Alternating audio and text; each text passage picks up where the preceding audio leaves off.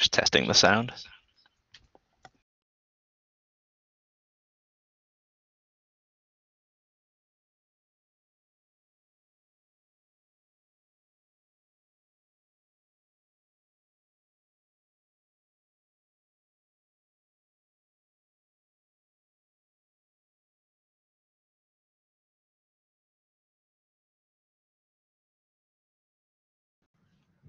Hi, everyone. It's Louisa here.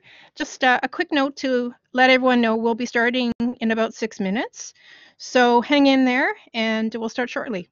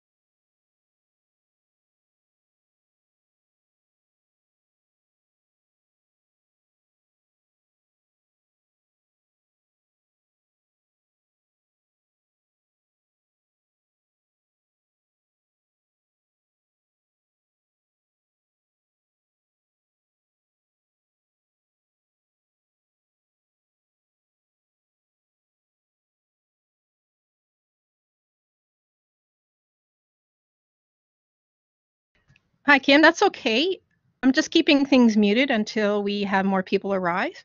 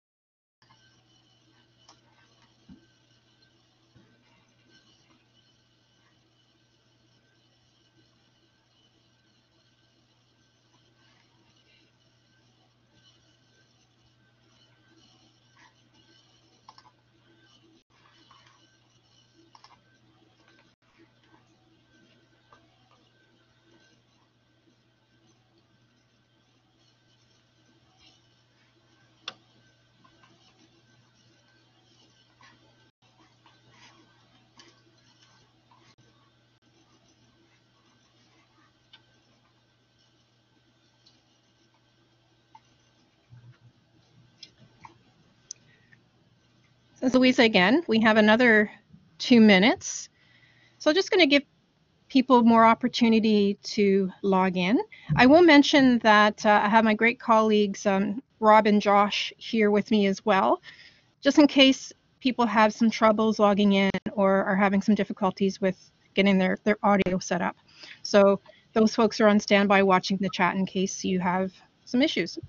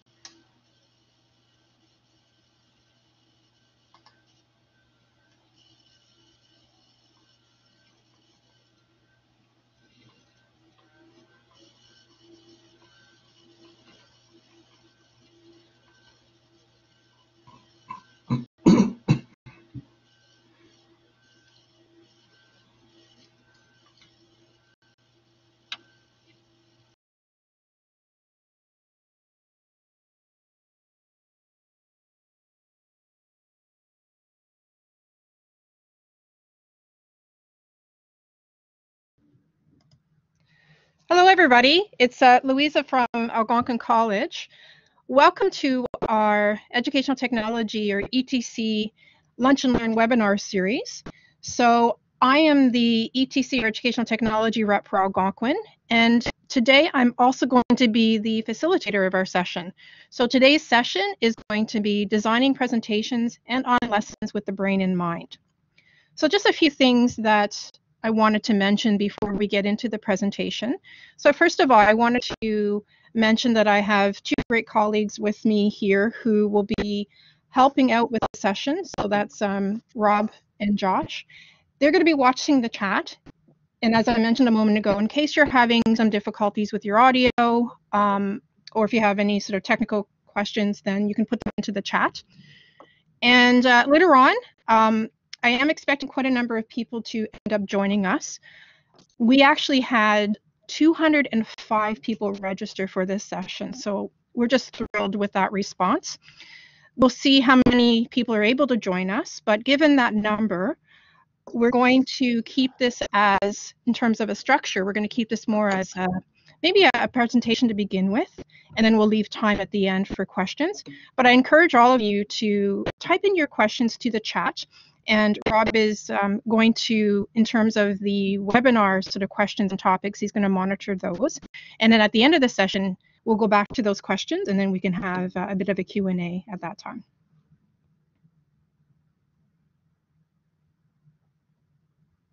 And Rob is in the chat is sharing some sound configuration tips as well. So thank you, Rob. So to start, I wanted to let everyone know a little bit about our ETC virtual lunch and learn webinar. So this is the second year that we've been doing them, and we've had quite a bit of success. We've offered a number of them already this fall. So we are hosting today our second last one for the fall. We do have one more happening in a couple weeks, so that's the launching a domain of one's own project. So that's happening on November 15th. Same time, 12 to 1 o'clock, so make sure that you register for that. To register, you can go to the educationaltechnologyontario.ca website, and I put the website in the chat area. On the website, if you go to events, that gives you the option to sign up for the webinars. Also, just mentioning that we are recording this session. We record them in case there are folks that can't make it and would like to watch the series basically on demand.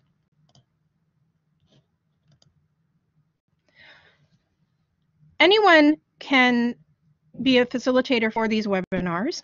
So the people who deliver the webinars for the Lunch and Learn series are regular educators like you. So if you have a topic in mind and there's something that you wanted to share, we encourage you to sign up as a facilitator. And it's a lot of fun, so strongly encourage that you do that. So again, on the Educational Technology website, if you look, there is a facilitator sign up area. So it's just /facilitator dash sign up.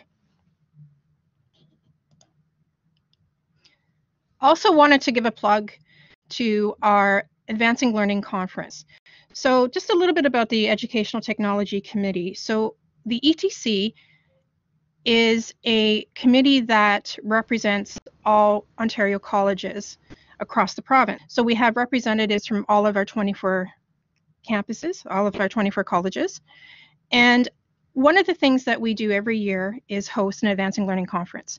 So the 2020 conference is being hosted by Seneca this year, and it's actually shaping up to be a really, really interesting conference. I think it's going to be a little bit less traditional than some of the other conferences. We're hearing about having different kinds of sort of unconference type activities and competitions and exhibits, and even having maybe sort of an ed tech museum. So it's looking like there's some really clever and different kinds of activities being planned. So the website for the conference is live. So the conference website is advancinglearning.ca. And I'll try to quickly type that in, or actually I'll ask one of There we go. Thanks, Josh. Josh, I'm going to add that to the chat area. So it's advancinglearning.ca. And we'll be opening up call for proposals soon. So look for some additional information coming in January. We also have a webinar mailing list. You can sign up for that mailing list. If you're part of the list, also we'll get updates about the conference as well. So there is that link to the conference, as well as the webinar email list. So sign up for that and you'll remain in the loop on what's going to happen for winter 2020.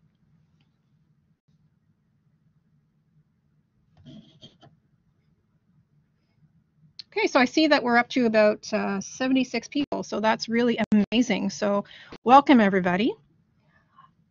I'm going to begin our main event. So today's session is called Designing Presentations and Online Lessons with the Brain in Mind.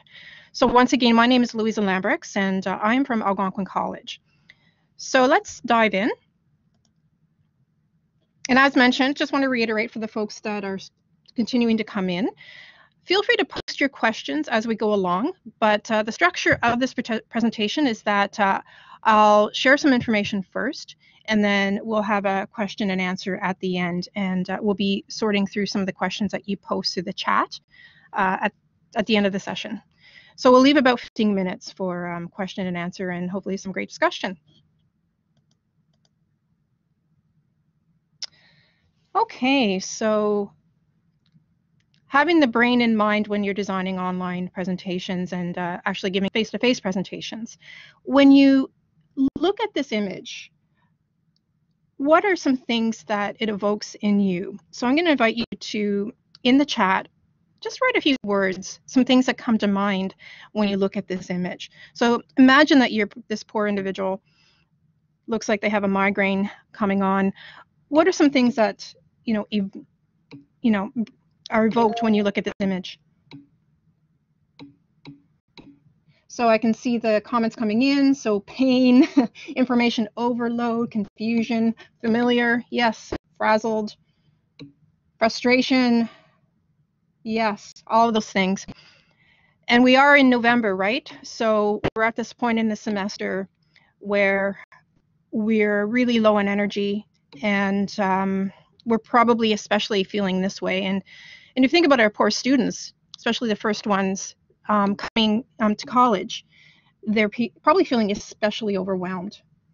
So Layla, you're mentioning too much information to make connections for learning. Well, exactly. That's exactly the sense. And that's what this presentation is going to focus on, this sense of just being overwhelmed or overloaded with information. The focus of what we're going to chat about today relates to this idea of cognitive load. How do we deal with the information overload, the amount of just data that's coming at us all of the time? How can we design our presentations so that we can lighten the mental effort for our learners and the people in our presentation audiences so that they can absorb what we're trying to present a little better? So cognitive load, it's a term that comes from cognitive science, and maybe some of you have heard about this term already, but basically it's mental effort. So it's the mental effort that you need to complete an information processing task. So I know that's very kind of sciencey, but that's what we're dealing with. And the focus of what we'll talk about today is how can we structure what we present in order to simplify the learning and the absorption of information for our learners and our audience. When it comes to learning, attention is everything. It's really as simple as this. We learn what we attend to. So if you are, one of your students who be on campus all day, maybe they've had 3 classes already, maybe they worked till midnight the night before, we're competing to hold their attention, aren't we? So basically with our digital age and with students having mobile devices at their disposal. I mean, that's one constant temptation of distraction. That's one source of it. And when it comes to learning, when it comes to being part of a presentation, oh, I'm sorry, I'm just reading through. Sounds like I'm underwater. Okay, just pausing for a second. So my sound is working fine. Okay. Okay, so I'm just going to pause. Is everyone hearing my voice okay at this point? Okay, perfect. Excellent. Okay, so I will keep going. So basically, in terms of this world of information overload that we're living in, and the fact that students are coming in just overwhelmed emotionally, having them in our classroom, or if you're dealing with just people in your audience, we're having to compete for their attention. And so if we think about information processing, and maybe you're aware of, there's a model out there that's called an information processing model, and that just describes how people absorb information. So this model has 3 parts to it. So I'm just going to go through some of these parts, and these will be a touchstone for the rest of our discussion. So the first part of this information process model is the sensory memory area, and basically that's what you use to absorb the stimuli in your environment. So all those things that you see, you hear, you touch, you taste, all of that is absorbed by your sensory memory. It's very fleeting, but all of those things are providing potential distraction, but it's also initially attracts attention. So that's the first part of the information processing model. The second piece is your working memory. And this is what we're really focusing on today. How do we optimize what we present for working memory? So working memory is also like short-term memory.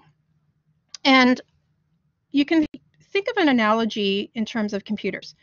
So if you think about your computer, you know that if you're working on a Word document, let's say, and we all have had that dreaded experience when we're working away on a document and then suddenly it freezes and we lose what we were working on.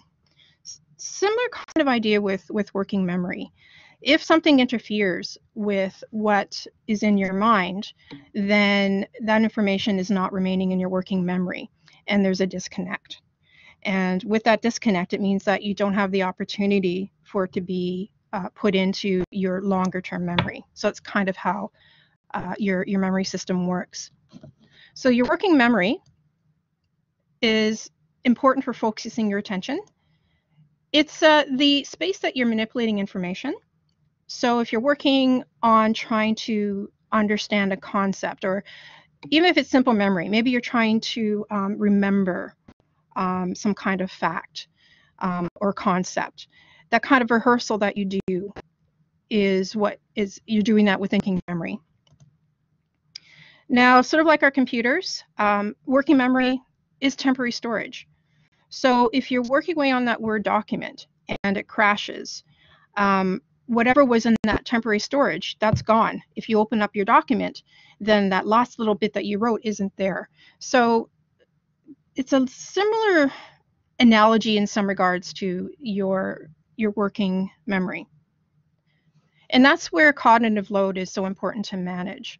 This is where if we try to reduce what our audience and what our learners are in the moment working on, then if that's managed, they have more of that chance of actually saving that important information to long-term memory.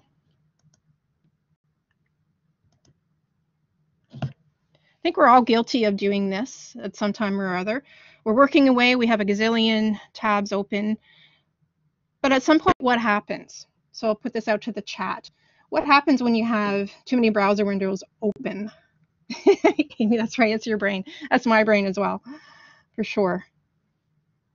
So when you have too many tabs open, yeah, you get lost. You can't find what you need quickly. That's it. Yeah, you can't find what you're looking for. I'm sure a lot of us already have multiple tabs open. Overwhelmed. Yes, gridlock. You lose the important information you're trying to save. You get slow. Yes. You delete one by mistake. Yeah, no, these are all great comments and observations. And all of that is at play when students or your audience are with you in a presentation and you're presenting them with information. And if there's too much that they're being presented with at one time, then it's overwhelming. And at a certain point, they can freeze. They just don't know what to do with that information. So then nothing gets through. And that's what we want to avoid. So I think our job and our task as educators and as presenters is that we want to minimize that cognitive load. When we're designing the information that we're presenting, we want to make it as simplified as possible. And we have to do that almost moment by moment. I think as there's a lot of educators, I'm sure, within this session today, and we know about chunking, we know the importance of sequencing. Those two things are really critical strategies in terms of managing cognitive load.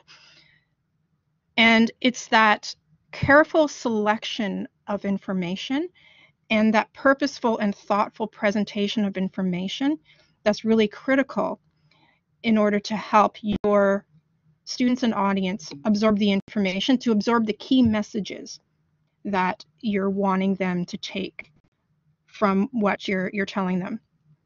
And this is what's key as well. All of us have so much information that we want to share. There's a lot that we want people to learn. It's being selective. We have to be very selective. We have to be almost ruthless with what it is that we want to share, and to be clear on what the key messages are that you want to present. And then once those clear points are understood, then you can reinforce those with your visuals.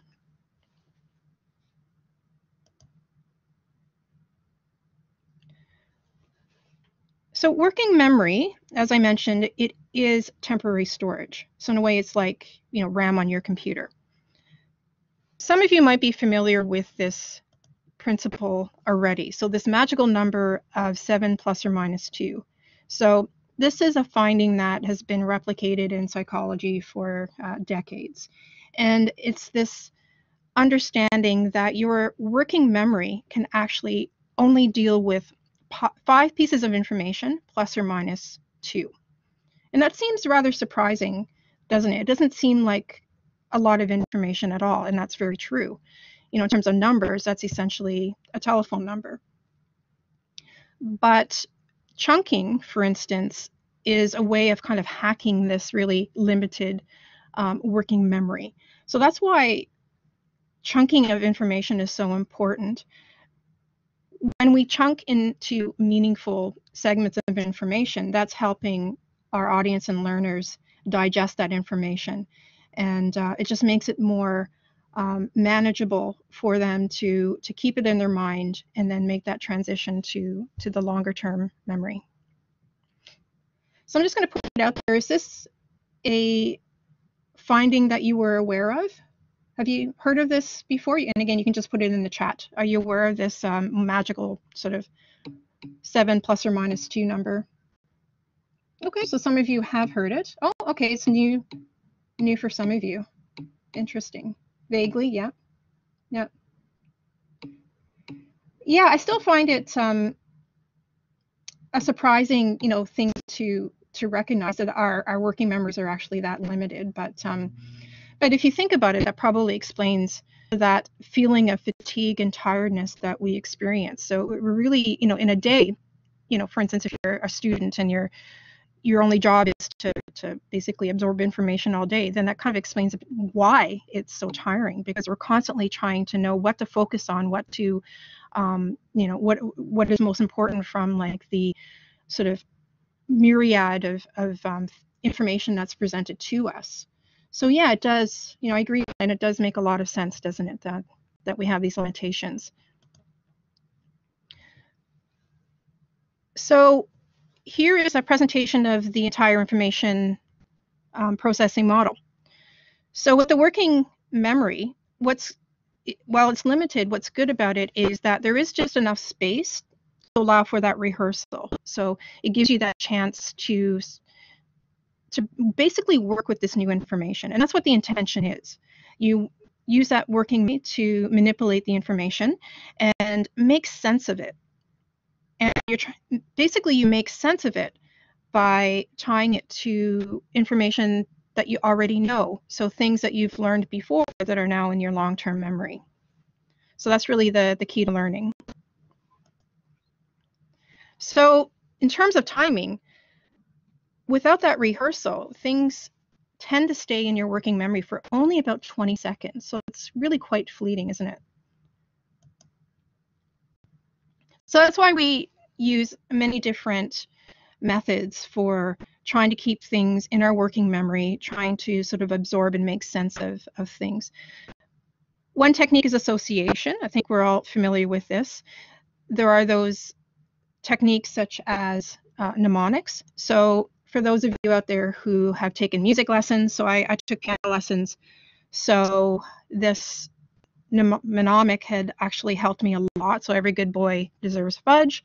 So remembering sort of the lines of notes that are in the treble clef, and then also face to help remember what the space notes are in the treble clef. So that might be bringing back some good memories, or maybe not so good memories for some folks. So there's association. There's assimilation as well.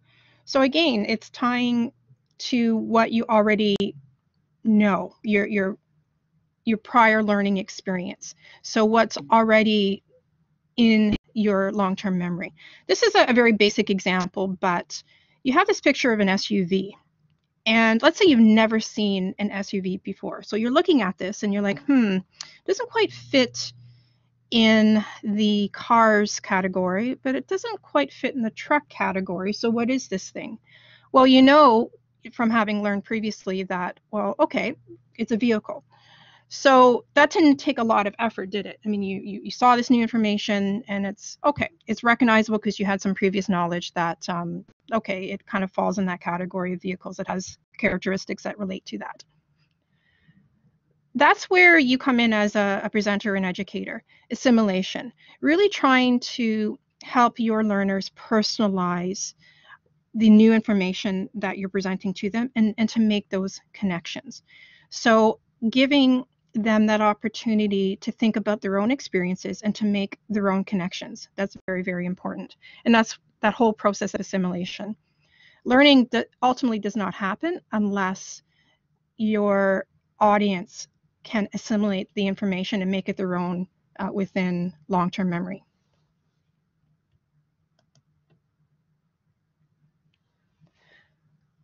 So constructivist learning, a lot of educators are very familiar with that sort of philosophy of learning. I think it's recognizable, even to those who are not educators, that our knowledge is constructed. So the process of learning is a process of construction. So you're constructing on top of what you already know. And that is how the process of assimilation works. So if we cycle back to cognitive load and we rethink what it's all about, then it all comes down to working memory.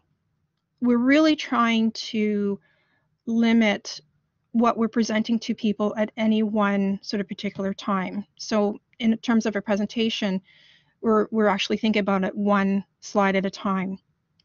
So in terms of our visuals, in terms of what we're presenting, we want to make sure that we are being very economical with what we're presenting at that moment, at that particular moment. I will share this information with you outside of the session, but this is a really good summary video about cognitive load theory. So we're actually going to get into a little bit of geeky sort of cognitive science a bit. And we're going to look at some components of cognitive load theory and look at some strategies for dealing with it. I'll send along this video. It'll be a good recap of what we talk about. But in terms of the components of cognitive load theory, it basically breaks down into these parts. So you've got intrinsic cognitive load, there's extraneous cognitive load, and there's germane cognitive load. And again, I know these are kind of academic terms, but at this point, I just want you to appreciate what they represent. So intrinsic cognitive load is about the difficulty that's intrinsic or natural to the content itself. So for instance, we could appreciate that learning, rocket science or learning sort of quantum mechanics. The concepts in of themselves are quite difficult intrinsically. Extraneous cognitive load has to do with all of those design elements or those methods by which we present our information. So it could be the PowerPoint slides, the visuals, all of the things that we use to communicate our message. And then lastly, there's germane cognitive load, and that relates to the effort that it takes to move information into long-term memory. So it's the effort of assimilating and accommodating new information. So making it personal and making sure that it's personally absorbed, like in your own sort of learning repertoire. So basically, what we're trying to do is manage the intrinsic cognitive load. So making sure that we try to minimize the extraneous elements to our presentations. And at the same time, we want to use strategies and tips that maximize people's ability to absorb the new information. So that's what this is all about. So this is it. So we all tend to feel this from, day to day, especially at the end of the day. Our brains are exploding with information. We can play a role in terms of minimizing this load and making it less by how we organize our presentations, how we deal with our visuals, and in essence, the design of what we present. So let's take a look at some strategies for that. So these strategies, again, they are, in terms of the terminology, very based in cognitive science. And I do want to mention that they largely come from a researcher by the name of Richard Mayer. He's well known for coming up with tips related to the design of multimedia for learning. However, a lot of these principles can apply to being presenters in a face-to-face environment as well. So this principle of coherence, the idea is to eliminate the unnecessary. So if you have a slide that has lots of images, you have, some people love to put sounds. There's individuals that may go crazy with the animations. Coherence is about just getting rid of the unnecessary. And I think particularly educators, we're really bad in terms of organizing our lessons through our PowerPoint. So we kind of use PowerPoint as a crutch. We will dump all of the information that we want students to know. We'll put them all into our PowerPoints and then present that in class and then share that in our courses. And what ends up happening is it's an overwhelming amount of information for students. So we really need to make sure that we are being economical with the presentation materials. The vantage point I'm taking today is that you are communicating, but your slides will support what you're trying to communicate. In which case, we want to avoid writing everything out on slides. So I think that's one really key thing. So make sure that, and I will admit that this takes time. I'm always going back to my presentations and seeing where I can remove things. And you never get it quite right. I think it's more of a mindset, and it's something that you aspire to do, that you try to sort of say more with less and allow other things to carry the messaging. So for instance, the power of images. When you're presenting, to actually, say and speak to certain concepts, but then have some powerful images to illustrate that. That's really the best way that you can present kind of a cohesive kind of message to your students and to your audience. Here's an example. So constructivism comes back from my psychology days and good old Jean-Pierre. So this is a very typical kind of presentation, right? So we've got our title and then we've got some bullet points. A lot of text to absorb, isn't it? And what you're presenting is also a bit of a conflict for your students and for your audience, because let's say as a presenter, I'm standing in front of you and I'm saying, okay, constructivism, it's assumption that learning is an active process, and I start reading things out. So I'm reading this out, and then your students are like, okay, they try to listen, but then you've got text on the slide, so they're actually having to go back and forth between listening to you and reading your text. The way we process information, there's another facet to it, and that is we have two channels that we process information. One is auditory, and one is visual. And I think people they have this understanding that when you read, that it's actually a visual kind of activity. But if you think about it, it's actually auditory. A lot of times when you're reading, there's an auditory voice that's in your mind. So because of this, when you present lots of text, especially if it's verbatim of what you are saying, then it creates a conflict. And it basically means that there's a split of attention, because you often force your audience then to either go from reading to listening, or listening to reading, and throughout that process, they're losing you and they're not really getting the key messaging that you're trying to convey. So how do we deal with this? If we think about this particular slide, how do we deal with it? First step is to eliminate what you don't need. So there's a lot of extra things in the slide that we don't need. You want to make sure that you're only pulling out the key words. On a slide, you don't need to write everything verbatim. Just have the key words that you want, just more to reinforce your message. And that also communicates to your learners that this is what they should be attending to, and this is what's important for them to sort of save in their long-term memory. This means that this other part, that's credited for founding constructivism, all this stuff may be interesting, but it has nothing to do with these key messages up top. So you can remove those. That's just extra. If it's very important to the lesson, you can perhaps portray them in another slide in a different way. But from this particular moment, from this particular slide, you can remove them. So another principle that Mayer talks about is signaling. And basically that's drawing emphasis to the very specific details that are most important about your messaging. So it's these little simple things like what I just did there. You are trying to always guide the attention of your learners and audience. That's what you're doing with your presentation.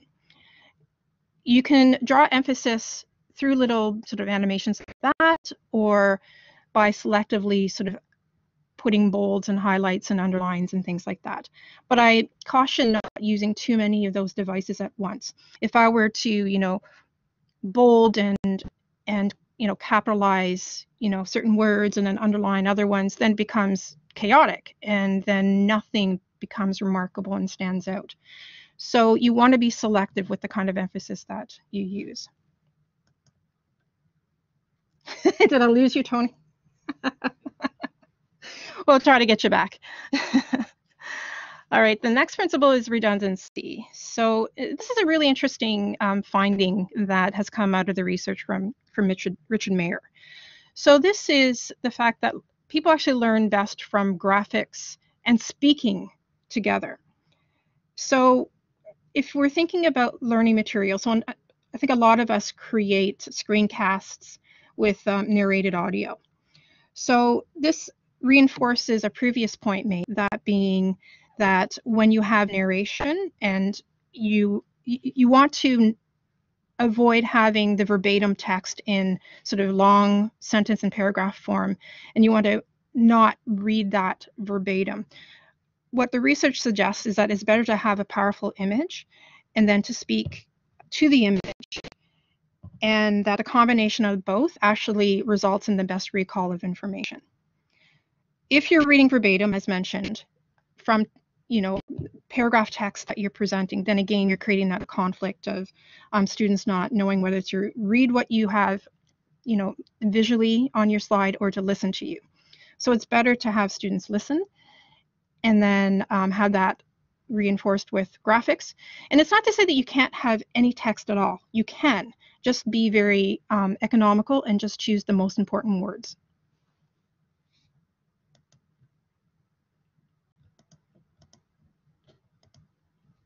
So here's an example, right? You see this and immediately you feel a little stressed. You're just like, I don't even know where to focus my eyes.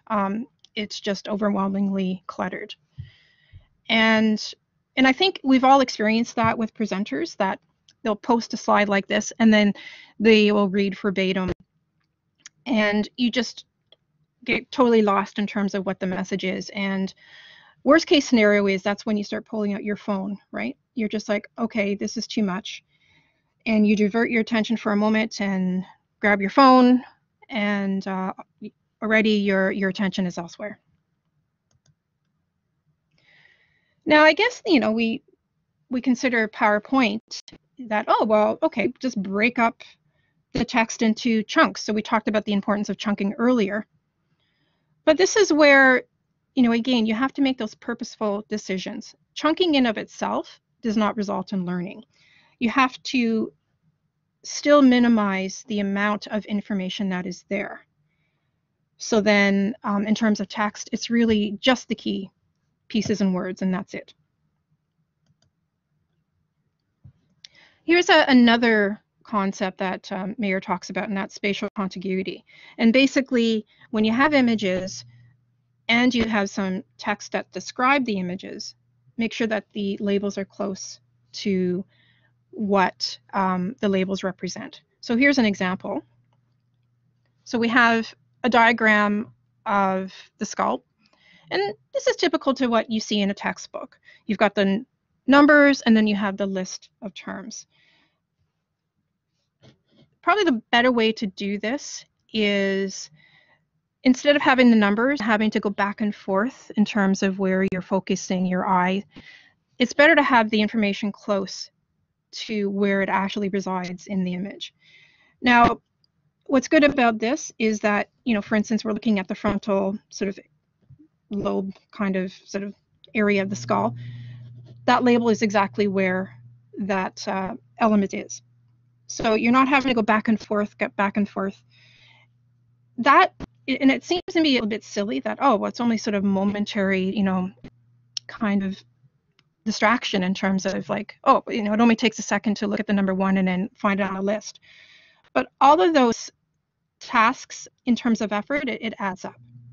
So if you can reduce that amount of effort, and in this case, by having the labels close to what they represent, it's just easier to process.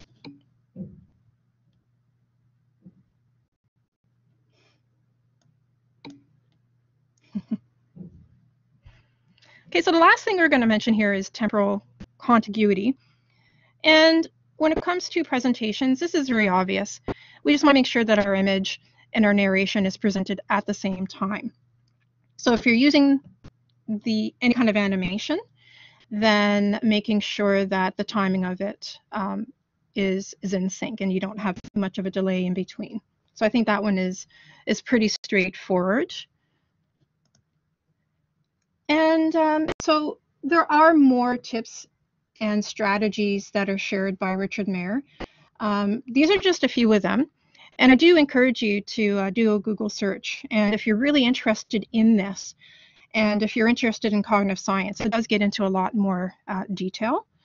But just at a high level, like hopefully just what we covered just gives you some new ways of sort of considering the sort of presentations that you've been designing to support your communications with learners and your speaking audience.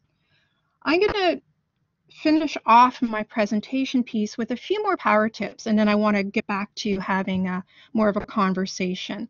So I'll share a couple things with you in terms of tips. So the first tip is this: slides are not your teleprompter. And I continue to be guilty of this. Again, especially when you're teaching a new course. This is still the case for me. My initial process is that I go to PowerPoint and I start typing away. I dump all kinds of,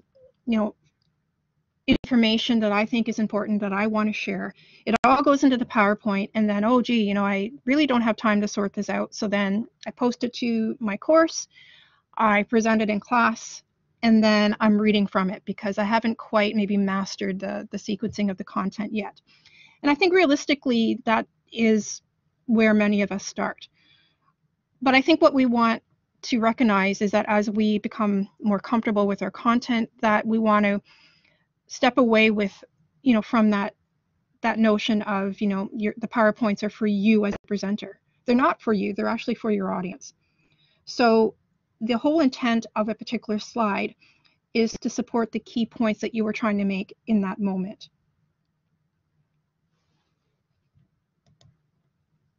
In a similar vein, slides are not your cue cards. And so similar message here, but in particular, I want to focus on the use of bullets. And of note, PowerPoint is a really maligned tool because there's a lot of people that absolutely hate PowerPoints, I think because of that bulleted format. And I think a lot of it is just fatigue. We are just tired of the conventional format of PowerPoint, and we just become so conditioned that I think as soon as we see someone get up to present, and if we see that their first or second slide has bullet points, there's a part of us that maybe wants to turn off because like, oh, okay, I know what this is all going to be about. I know what this experience is going to be like. And you may kind of lose your audience a little bit just because of kind of that bias that people have built up around PowerPoint. So one way to counterbalance that is to try to avoid using a lot of bullets. It's not to say that you can't use them, but be very selective in their use. And those PowerPoint templates have been the menace of the PowerPoint program because actually I really love the program. It's a really powerful tool. But the formatted sort of templates have really sort of killed any kind of inspiration that a lot of people, feel like they can derive from PowerPoint. They just, basically have like ditched the product and gone to other things like Prezi just because I think the bullet format. Just remember that bullets, they're intended for a purpose. So if you just want in point form to provide some additional information about a concept and those concepts belong together, well then by all means use bullets. But try to avoid using bullets in every single slide, especially when, this is my biggest beef. You have like a PowerPoint slide and you have these bullets, and by nature the bullets imply a relationship between the concepts, but then they could be in fact very, very different concepts, but they're bulleted. So then again, like, there's a little bit of a conflict because your mind's trying to see a connection, but really maybe the connection just isn't there. Maybe those concepts should actually be explored on different slides. So then, okay, I'm seeing some questions come through, and I will address those. I'll come back to that if it's okay. So just hold on. So Janet and Michelle, just hold on to those thoughts, and I will come back to those in just a couple seconds. So I clutter and be selective with words and images. How many times have we seen a presentation, even on online? We might look at people's slide shares, for instance, and you see messages, and then there's these images that maybe they're a beautiful image, but they have nothing to do with the presentation. They're really just decoration. So you want to get rid of those decorative elements. And this is where you have to be really tough and you have to be really brutal. You have to look at each slide and think, okay, that image there, I know I'm attached to it. I really like it. I want people to meet my dog, or I want them to see that beautiful sunset that I took a picture of when I was in Cuba, because that really inspired me. But is it really reinforcing your key messages?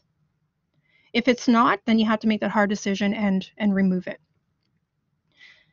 If you're going to have images, then they have to be more than just decoration. They have to reinforce your message and actually convey something.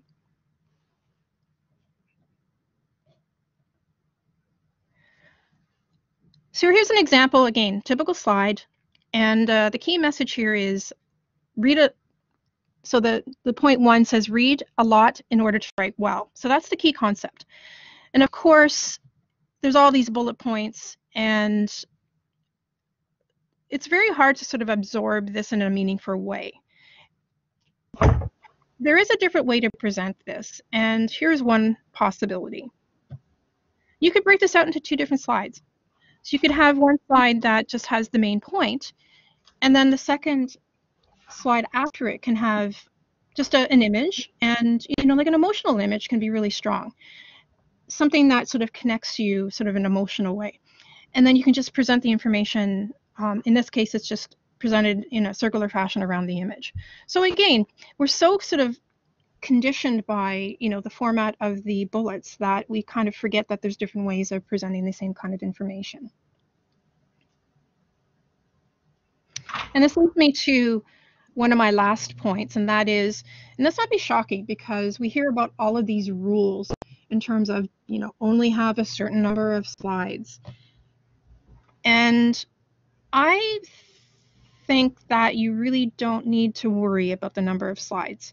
Now, a couple of things around this. So first of all, if you're presenting information, if you have 60 slides, reducing those slides to, let's say, 20, and then doing so, putting more information on one slide, does not make that presentation any less intimidating or overwhelming. So in my view, don't worry about the number of slides. And in fact, especially when you're presenting in front of a group of people, the number of slides shouldn't matter, especially if there's a minimal amount of information. The more slides that you have, then the more space that your working memory has to absorb that information. And that's actually, in the end, a good thing. And I also want to keep in mind that there's a difference between the presentation slides that you use in your class and then presentation notes. So maybe the kinds of notes that you might provide your audience or your students after the fact. So to me, those are 2 different things. So I'm going to quickly finish up with this point, and that is, it's okay to let your slides breathe. It's okay to have some space. In this world where we're just bombarded by facts and information all day long, we need that opportunity to kind of sit with what's being presented in that moment and to be able to absorb that information, digest it. And if we have that space, then there's more likelihood that will move into long-term memory, that learning will be more successful.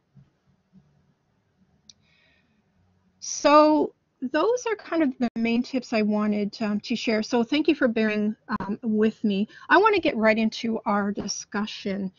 And so maybe I will start by addressing some of the questions that have come up for the last few slides. So for instance, I'm going to go back here. Okay, so maybe Michelle, I'll start with where you begin. Just make sure you're facing towards. Oh, yes, sorry. Thank you. Okay, so then Michelle, you mentioned that bullets are for lists. So then Jan, you had mentioned what would replace bullets in that case. So I would say that maybe, I'm not sure if you noticed, but in the slides, I didn't use a lot of bullet points. I did use it in points during the presentation, but I didn't use it in every slide. Like for instance, this slide we're looking at, there are no bullet points. So I think it's quite okay to have some information, and it doesn't need to be prefaced with a bullet before it.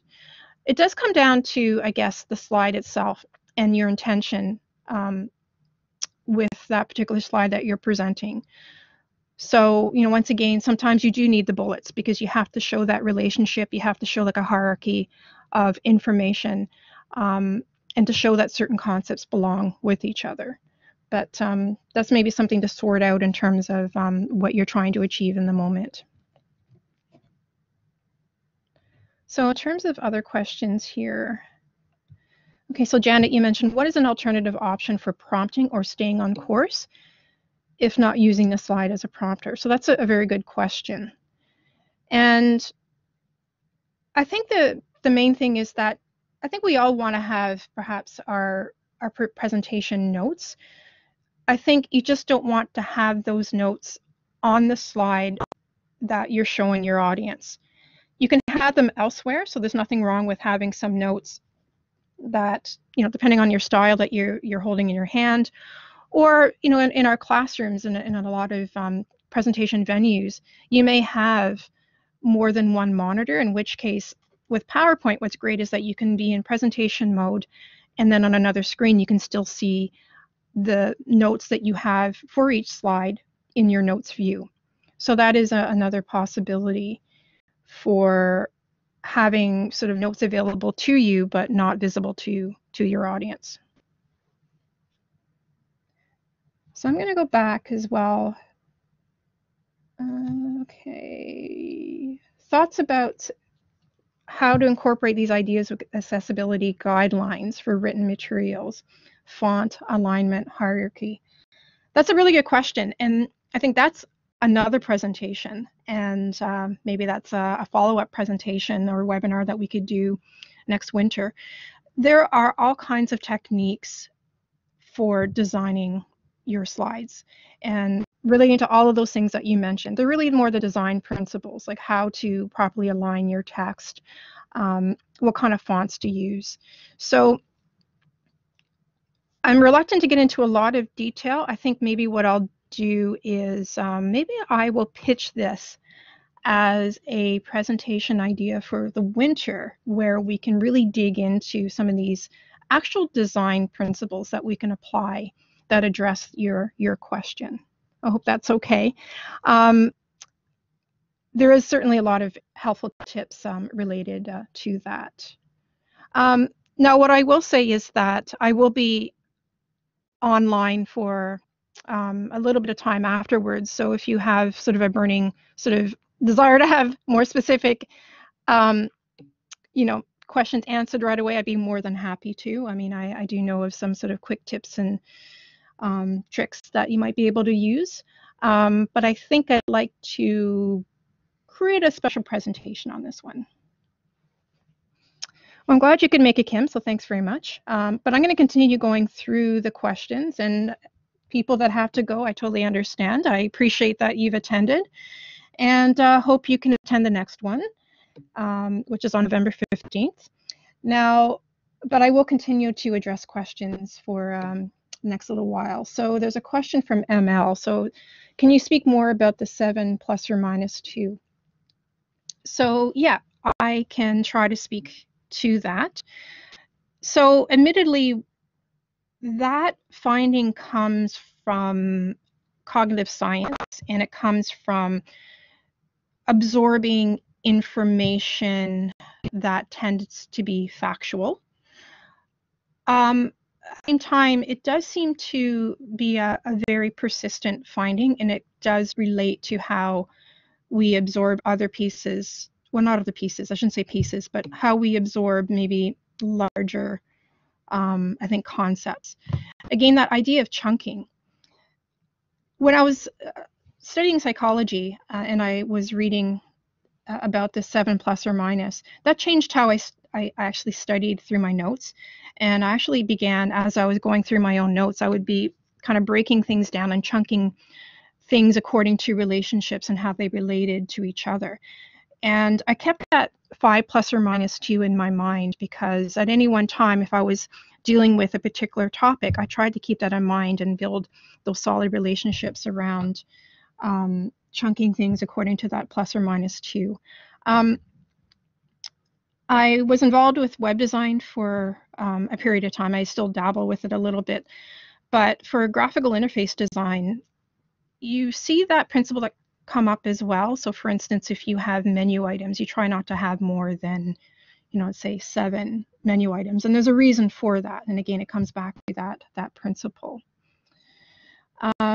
So in terms of ML, I'm hoping maybe that provide a little bit of extra context, and I'm more than happy to answer any other specific questions you have or point you towards some other information around it. So I'm going to scroll through and see if there's some other questions in the chat from before. Okay, so Krista, hopefully you're still online. So you're wondering if the lesser slides would be detrimental for grammar lessons, so grammar rules associated with the comma. Any suggestions for grammar lessons? So that's very interesting, and I actually did teach ESL, so I've taught some English courses to international students. And designing for specific subject matter, it does require some special thought for sure. And when I say, designing lesser slides, I think a lot of it really amounts to spreading out that information across slides. And it's the sequence of the presentation of information. So when I was teaching grammar points, what I would do is, instead of having, let's say, a particular, if I was, I don't know, let's say I was teaching like subject-verb agreement. Instead of having, let's say, one slide with the sentence and then having it in different colors, what the, parts of the speech are, and doing basically all of that in one slide, I would take the learner with me on that kind of journey through the sentence. And so I would just build a few slides around that particular grammar concept and let it unfold, rather than just have it all in one slide and then just speak to that one slide. So I hope that kind of makes sense, but that could be a strategy that you use in that particular circumstance. So I see Kate, number 2, you mentioned smart art features really helpful for breaking up bullet points into charts or patterns. And actually that's a great example.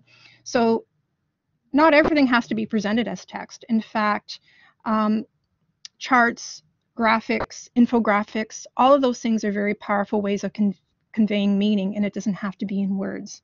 So I really like that point. That's an excellent point. So yeah, putting ideas in colored boxes, exactly. Creating that visual variety is really important. But of course, there's that balance, right? You want to make sure that you do that with a certain sense of balance in mind. So again, it's making sure that there's just not too much going on. Okay, let me see, going back.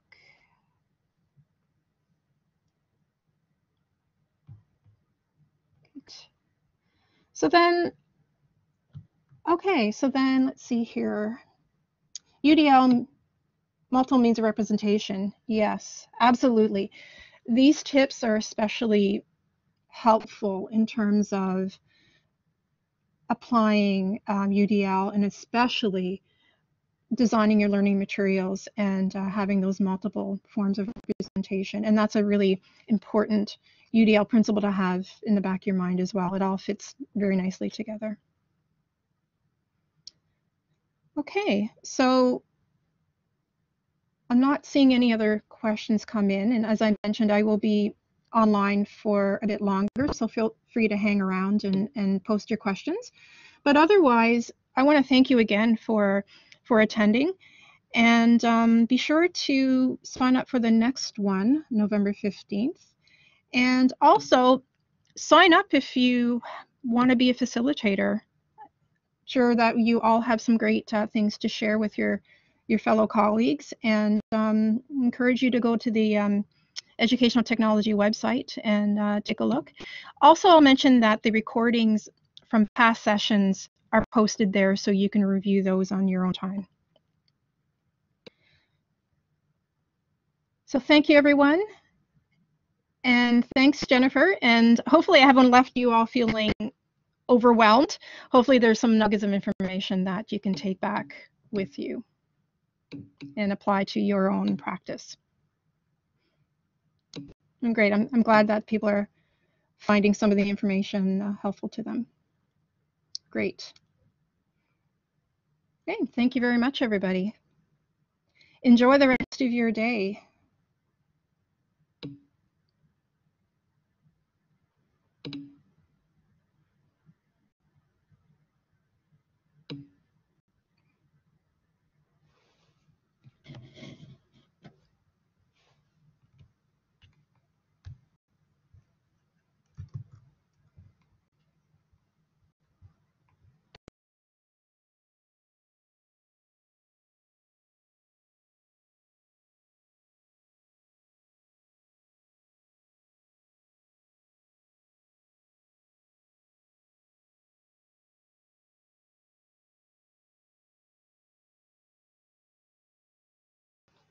You're most welcome, Sonia. Hope to see you again.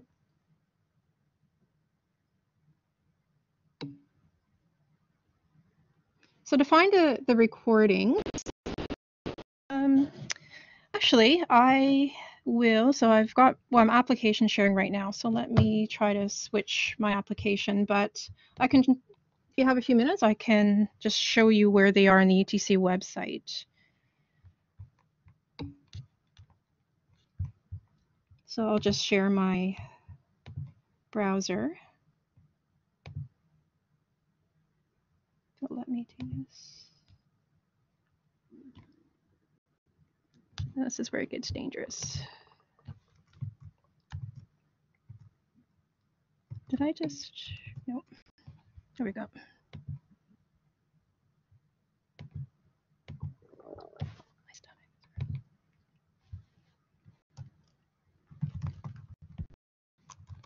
So it's the Educational Technology website. So that's edtechontario.ca.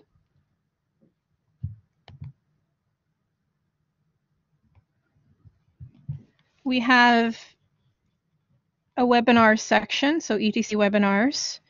And if you click on past webinars, and oh, thanks, Josh, you beat me to it. But here it is. You can see the visual as well.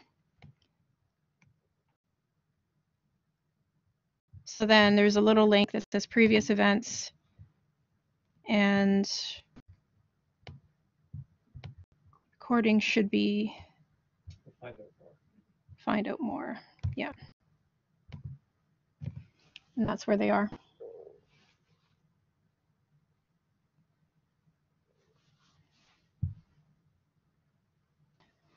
Well, thank you, Gail.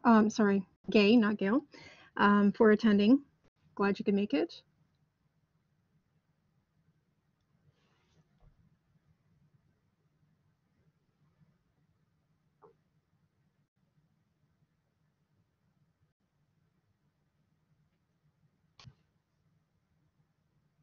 All right, just go.